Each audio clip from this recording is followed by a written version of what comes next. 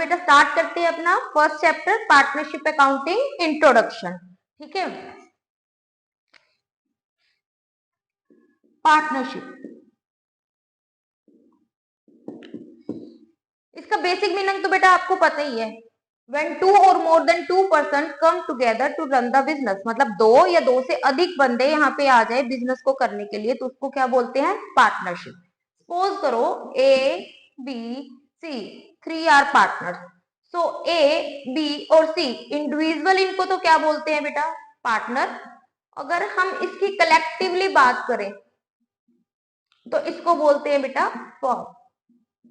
ठीक है, इंडिविजुअली इसको क्या बोलते हैं, पार्टनर, और कलेक्टिवली जब ये बन जाती है इसको क्या बोलते हैं, पार्टनरशिप फर्म। ओके, ये 1 मार्क्स में क्वेश्चन आ जाता है बेटा, collectively partners is called that is firm. Okay, then partners मिलके एक रिटर्न एग्रीमेंट बनाते हैं जिसको बेटा वो बोलते हैं पार्टनरशिप डीड। अकाउंटिंग लैंग्वेज में बोलेंगे पार्टनरशिप डीड, मतलब इसमें सारे रूल्स एंड रेगुलेशन लिखे हुए हैं भी किस पार्टनर का नेम क्या है, एड्रेस क्या है, किसको किस पार्टनर को क्या सैलरी देनी है, किस पार्टनर को क्या कमीशन देना है, इंटरेस्ट देना है नहीं देना, सब कुछ लिखा होता है यहाँ पे। अगर पार्टनरशिप डीड है तो according to partnership deed partners को सारा कुछ दिया जाएगा। ठीक है, अब इसमें एक क्वेश्चन ये भी आता है, if it is silent, partnership deed है ही नहीं, तो पार्टनर को सिर्फ बेटा 2 थिंग्स देनी है, only 2। One is interest on loan, partners को आप क्या दोगे, अगर उसने लोन दिया है तो उस पर इंटरेस्ट दोगे, वो भी फिक्स है 6% पर एनम। और सेकंड, जो फर्म में प्रॉफिट होगा और लॉस होगा उसको आप इक्वल रेशो में डिस्ट्रीब्यूट करोगे। किसमें डिस्ट्रीब्यूट करोगे, इक्वल रेशो में। ओनली 2 चीजें आपने देनी है अगर पार्टनरशिप डीड क्या है, साइलेंट है। ये प्रैक्टिकल में भी आ जाता है बेटा और थियरी में भी आ जाता है। ठीक है, सिर्फ ओनली 2 थिंग्स देंगे, बाकी पार्टनर्स को कुछ नहीं देना है, आपको देखने की जरूरत ही नहीं है। अगर कुछ भी लिखा आता है, सैलरी क्रॉस नहीं देना, इंटरेस्ट ऑन कैपिटल क्रॉस नहीं देना, कुछ नहीं देना, सिर्फ आपने 2 आइटम देनी है। One is interest on loan at the rate of 6% per annum, दूसरा प्रॉफिट और लॉस, प्रॉफिट है चाहे लॉस हो उसको किस रेशो में देना है, इक्वल रेशो में, बस और कुछ नहीं करना। तो 1 ये बेसिक कॉन्सेप्ट आता है। उसके बाद नेक्स्ट हमारा आता है इसमें बेटा जो भी पॉइंट्स आ रहे हैं नोट डाउन करते चलना, इन ब्रीफ में हमारा सारा चैप्टर होगा ये वाला। नेक्स्ट यहाँ पे 2 टर्म्स हम यूज करेंगे, one is appropriation and second are charges. हम पहले चार्जेस ही लिख लेते हैं। One is charges, second is appropriation. ठीक है, हमने +1 में एक चैप्टर किया था trading and profit and loss. जो प्रॉफिट एंड लॉस में इनडायरेक्ट एक्सपेंस आते थे उनको यहाँ पे बोल रहे हैं चार्जेस। तो चार्जेस जो आते हैं वो आपके कौन से अकाउंट में आते हैं बेटा, प्रॉफिट एंड लॉस अकाउंट में आते हैं। और एप्रोप्रिएशन जो आती है वो कौन से अकाउंट में आती है, profit and loss appropriation account में आती है। हमारे जो क्वेश्चंस दे रखे होते हैं, जैसे आपने पिछले साल trading and profit and loss बना रखा था, उसमें डायरेक्ट और इनडायरेक्ट एक्सपेंस थे। डायरेक्ट एक्सपेंसेस थे वो कौन से अकाउंट में लिखते थे बेटा, ट्रेडिंग अकाउंट में, और जो इनडायरेक्ट एक्सपेंस थे वो कौन से अकाउंट में लिखते थे बेटा, प्रॉफिट एंड लॉस अकाउंट में। यहाँ पे डायरेक्ट और इनडायरेक्ट एक्सपेंसेस की बजाय तुमने आगे 2 थिंग्स याद करनी है, one is charges and second one is appropriation. अगर चार्जेस आ जाए तो कौन सा अकाउंट बनेगा, प्रॉफिट एंड लॉस अकाउंट। अगर एप्रोप्रिएशन आ जाए तो कौन सा अकाउंट बनेगा, profit and loss appropriation account. ठीक है, अगर क्वेश्चन में तुम्हें जैसे +1 में था डायरेक्ट अगर ग्रॉस प्रॉफिट दिया होता था, अगर ग्रॉस प्रॉफिट दिया हुआ है तो तुम डायरेक्ट कौन सा अकाउंट बनाते थे, प्रॉफिट एंड लॉस अकाउंट बनाते थे ना। ठीक है, प्रॉफिट एंड लॉस से क्या कैलकुलेट करते थे हम, नेट प्रॉफिट। +1 में तो सिर्फ आपने ट्रेडिंग अकाउंट बनाया और प्रॉफिट एंड लॉस अकाउंट बना लिया। ठीक है, अब +2 में आके तुम्हारा क्या बनता है, प्रॉफिट एंड लॉस, और इसके बाद जो नेट प्रॉफिट आता है वो कौन से अकाउंट में ट्रांसफर हो जाता है, profit and loss appropriation account. तो इस वाले चैप्टर में हमारे दो अकाउंट बनते हैं। एक तो कौन सा बनता है बेटा, profit and loss account, and second जो अकाउंट बनता है उसका क्या नाम है, profit and loss appropriation account. तो प्रॉफिट एंड लॉस में आपके क्या आते हैं, charges, and profit and loss account में आपकी क्या आती है बेटा, एप्रोप्रिएशन। जैसे अगर आपको डायरेक्ट नेट प्रॉफिट दिया हुआ है तो आपको प्रॉफिट एंड लॉस अकाउंट बनाने की जरूरत ही नहीं है, सीधा कौन सा अकाउंट बन जाएगा, प्रॉफिट एंड लॉस एप्रोप्रिएशन। ठीक है। अगर नेट प्रॉफिट नहीं दे रखा या क्वेश्चन में चार्जेस दिए हुए हैं और ये बोल रखा है कि आपने चार्जेस पे नहीं किए, तो आपका profit and loss account complete नहीं है। तो पहले आपने क्या करना है, प्रॉफिट एंड लॉस अकाउंट बनाना है, then profit and loss appropriation बनाना है। ठीक है। तो चार्जेस कौन सी हैं, तीन तो चार्जेस हैं सिर्फ, और तीन ही एप्रोप्रिएशन है। चार्जेस कौन कौन से हैं, interest on loan, rent paid, manager का रेम्यूनरेशन। अब मैनेजर के रेम्यूनरेशन में चाहे मैनेजर की सैलरी आ जाए, चाहे मैनेजर का कमीशन आ जाए। ठीक है। एप्रोप्रिएशन भी 3 है, इसमें आते हैं पार्टनर्स की, ये कह लो कि पार्टनर का रेम्यूनरेशन आता है। पार्टनर के रेम्यूनरेशन में क्या आएगी, पार्टनर की सैलरी, पार्टनर का कमीशन। ठीक है। और यहाँ पे क्या देते हैं हम, इंटरेस्ट ऑन कैपिटल। एप्रोप्रिएशन में दो चीजें ये होगी, एक यहाँ पे अगर प्रॉफिट बच जाए तो जनरल रिजर्व में डिस्ट्रीब्यूट हो, जनरल रिजर्व में ट्रांसफर करते हैं, फिर लास्ट में जो प्रॉफिट आ जाए उसको पार्टनर्स में क्या कर देते हैं, डिस्ट्रीब्यूट कर देते हैं। तो +1 में जैसे आपने क्या किया था, डायरेक्ट और इनडायरेक्ट एक्सपेंसेस आपने याद किए थे, वैसे ही इस वाले चैप्टर में हमने क्या याद करना है, चार्जेस एंड एप्रोप्रिएशन। अगर क्वेश्चन में चार्जेस दे रखे हैं तो पहले प्रॉफिट एंड लॉस बनेगा, कोई चार्ज नहीं है तो direct profit and loss appropriation बन जाएगा। तो तुम्हें चार्ज याद करने हैं एंड एप्रोप्रिएशन याद करनी है। ठीक है।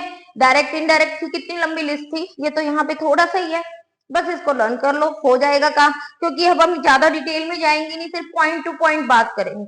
आपने 3 चार्जेस याद करने हैं और 3 आपने क्या करनी है बेटा, एप्रोप्रिएशन याद करनी है, और कुछ याद करने की जरूरत नहीं है, तुम्हारा 50% चैप्टर इस पे हो जाएगा। ठीक है। हाँ जी, इसको नोट डाउन करते रहना बेटा। फिर हम अब क्या बनाएंगे, ये तो मैंने चार्जेस एंड एप्रोप्रिएशन लिख दिया, अब मैं फॉर्मेट बना रही हूँ। ठीक है बेटा,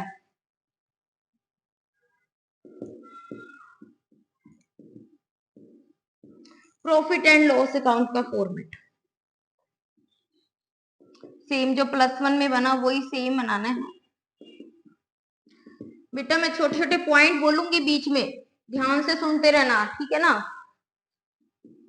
सबसे पहले जो क्वेश्चन में प्रॉफिट अगर दे रखा है यहां लिखेंगे, 3 चार्ज आते हैं यहाँ पे, कौन कौन से, interest on loan, rent paid, and manager का जो भी क्या कह देते हैं कि रेम्यूनरेशन। रेम्यूनरेशन मतलब कमीशन भी आ जाएगा यहाँ पे, उसकी सैलरी देनी है तो भी आ जाएगा, ये ऐड करके। अच्छा, यहाँ पे एक चीज और है, इंटरेस्ट ऑन लोन पेड वाला भी आता है, और इस साइड आता है इंटरेस्ट ऑन लोन रिसीव्ड। अब पेड और रिसीव्ड वाला क्या होगा, अगर फर्म ने उधार लिए हैं तो फर्म इंटरेस्ट पे करेगी। ठीक है। फर्म ने अगर उधार दी है तो फर्म इंटरेस्ट रिसीव करेगी। वही same debit for expenses, credit for income. तो जो फर्म के एक्सपेंस है फर्म ने डेबिट साइड लिख दिए, जो फर्म की इनकम है वो किस साइड लिख दी, क्रेडिट साइड लिख दी। तो जैसे हमने +1 में किया था, if credit side is more than debit side, इसके टोटल में से इसका टोटल क्या कर देंगे, माइनस। तो प्रॉफिट एंड लॉस अकाउंट में जो प्रॉफिट आता है उसको क्या बोलते हैं, और नेट प्रॉफिट। अब ये नेट प्रॉफिट ट्रांसफर किस में होगा, इसके बाद कौन सा अकाउंट बनना है, to profit and loss appropriation account. ये आपका प्रॉफिट एंड लॉस का फॉर्मेट। ठीक है। इसके बाद हमारा जो ये नेट प्रॉफिट होगा किसमें ट्रांसफर करना है, profit and loss appropriation account में करना है। तो नेक्स्ट अकाउंट जो बनेगा वो कौन सा बनेगा, profit and loss appropriation account. अब इसमें ट्रिक्स बताऊंगी बेटा, ध्यान से सुन लेना, जो भी पॉइंट्स बताई चलूंगी नोट कर लेना। पर्टिकुलर रुपीज, हाँ जी, थोड़ा जो नेट प्रॉफिट अगेन इस साइड ट्रांसफर होगा, इसको हम प्रॉफिट एंड लॉस टर्म लिखेंगे, ब्रैकेट में लिख देना नेट प्रॉफिट। ठीक है जी। उसके बाद यहाँ पे 3 एप्रोप्रिएशन आएगी। एप्रोप्रिएशन कौन कौन सी मैंने बताई थी? पार्टनर्स का कोई सैलरी है या कमीशन है, इंटरेस्ट ऑन कैपिटल, ठीक है जी। और जनरल रिजर्व में अगर बोला है ट्रांसफर करने को, वो एक ही इनकम है यहाँ पे, इंटरेस्ट ऑन ड्रॉइंग्स।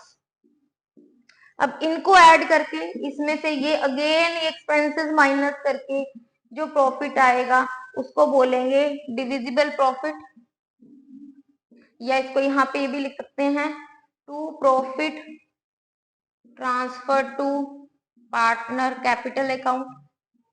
तो जो भी पार्टनर्स है, सपोज करो ए बी सी पार्टनर्स है, उसके किस रेशो में डिस्ट्रीब्यूट हो जाएगा? Old ratio. So this is the format of profit and loss. Again, this is the format of profit and loss. Appropriation account आपने क्या याद करना है बेटा? Charge and appropriation. जैसे trading and profit and loss किया था, वैसे ही यहाँ पे 2 अकाउंट बनेंगे, profit and loss and profit and loss appropriation. Profit and loss में आपके क्या आएंगे? सारे charges. Profit and loss appropriation में क्या आएंगी? एप्रोप्रिएशन। अगर क्वेश्चन में चार्ज है तो पहले आप प्रॉफिट एंड लॉस अकाउंट बना लो, अगर कोई चार्ज नहीं है तो direct profit and loss appropriation बन जाएगा। इनकम दोनों साइड एक ही आएगी, प्रॉफिट एंड लॉस में आएगा इंटरेस्ट और लोन रिसीव्ड, एंड एप्रोप्रिएशन में आएगा इंटरेस्ट ऑन ड्रॉइंग। ठीक है। अब यहाँ पे ये तो एक बेसिक सी चीज थी, ठीक है। उसके बाद यहाँ पे पॉइंट एक समझने वाला क्या है अगर क्वेश्चन में रेट मिसिंग है, रेट कहाँ कहाँ चाहिए होती है हमें? इंटरेस्ट ऑन कैपिटल की कैलकुलेशन में, जहां पे भी इंटरेस्ट है, इंटरेस्ट ऑन ड्रॉइंग की कैलकुलेशन में, ठीक है, इंटरेस्ट ऑन लोन रिसीव वाले में, इंटरेस्ट ऑन लोन पेड वाले में। ठीक है। जब भी आपकी रेट क्या है? मिसिंग है, तो आपने वो चीज कैलकुलेट ही नहीं करनी है, except one, interest on loan paid. जो लोन पे इंटरेस्ट है वो आपने पे करना है, उसकी कैलकुलेशन करनी ही करनी है। वो किस रेट से? 6% पर एनम से। अब ये पॉइंट नोट कर लो अच्छे से कि अगर रेट मिसिंग है तो हमने किसी पे भी इंटरेस्ट पे नहीं करना, मतलब इंटरेस्ट ऑन कैपिटल की रेट नहीं दे रखी तो हमने इंटरेस्ट ऑन कैपिटल राइट ही नहीं करना, इंटरेस्ट ऑन लोन रिसीव की रेट नहीं दे रखी हमने राइट ही नहीं करना, कैलकुलेशन होएगी नहीं। बट अगर इसकी मिसिंग है तो आपने पे करना ही करना है, क्योंकि ये पार्टनरशिप डीड हो चाहे नहीं हो, रेट दी है नहीं दी हुई है, इस पे हमने इंटरेस्ट पे करना ही करना है। अगर रेट गिवन है तो अकॉर्डिंग टू दैट रेट, अगर रेट गिवन नहीं है तो 6% पर एनम से आप रेट पे इंटरेस्ट पे करोगे, मतलब आपने इसमें इंटरेस्ट कैलकुलेट करना ही करना है। ठीक है बेटा, ये एक ओवरव्यू